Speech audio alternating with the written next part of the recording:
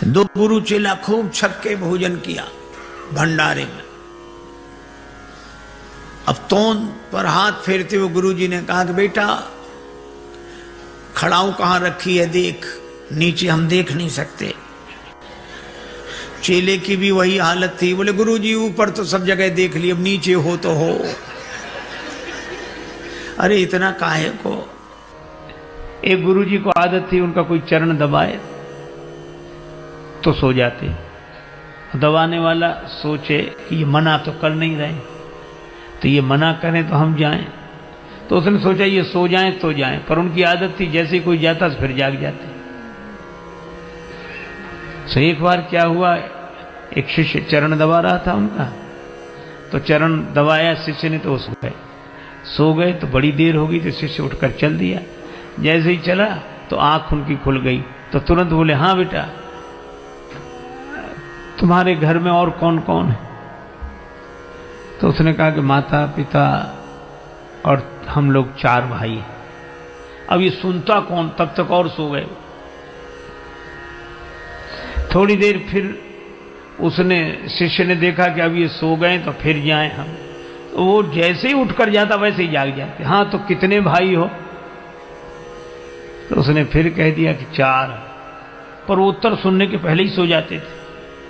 और जैसे उठकर चले तो जागकर फिर पूछते हाँ कितने भाई हो? तो शिष्य उत्तर देते देते थक गया, कब तक कहे कि 4 भाई हैं। जब चौथी बार भी उन्होंने यही पूछा कि हाँ तो कितने भाई हो, सो चेला बोला गुरुजी अब तक तो 4 हैं, सवेरे तक 3 बचेंगे।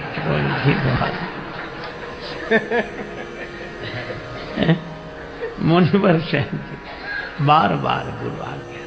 और सेवा हो तो राम जी की तरह। एक गुरु जी के पास ऐसे शिष्य, हे भगवान, नया नया चेला बनकर बैठा। अब गुरु जी छप्पर में बैठे, अंदर बाहर छप्पर, सामने मैदान। तो गुरु जी ने कहा कि बेटा वर्षा होने लगी है और गाय मैदान में बंधी हुई है, उसको बंधन से मुक्त करो ताकि वो भी छाया में आ जाए। शिष्य वहीं बैठे बैठे बोला गुरु जी मुझ जैसा जीव क्या किसी को बंधन से मुक्त करेगा, जो स्वयं बंधन में हो। और बंधन से मुक्त करना किसी को तो आप जैसे महापुरुषों का काम है, हम क्या। क्षमा करें गुरुदेव, अनधिकार चेष्टा मुझसे न होगी। गुरुजी भी समझ गए चेला नहीं गुरु ही मिला है। गुरु जी गए, गाय को बंधन से मुक्त किया, फिर आकर अंदर बैठ गए।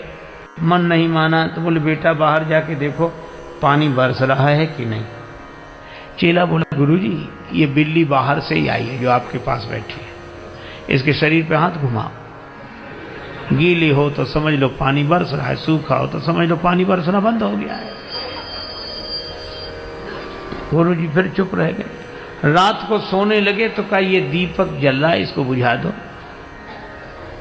चेला बोला गुरुजी सर्दी बहुत है, कौन उठे, आप तो रामायण की बात मानो, मुंह दिए नयन कतहु को ना, आंख बंद कर लो, बुझाई समझाओ। गुरुजी सरल स्वभाव के थे, कुछ नहीं बोले, चलो ठीक। दूसरे दिन सवेरे सवेरे एक भक्त लड्डू लेकर आया। 1 किलो लड्डू, भगवान को भोग लगाओ, सबको बांटो।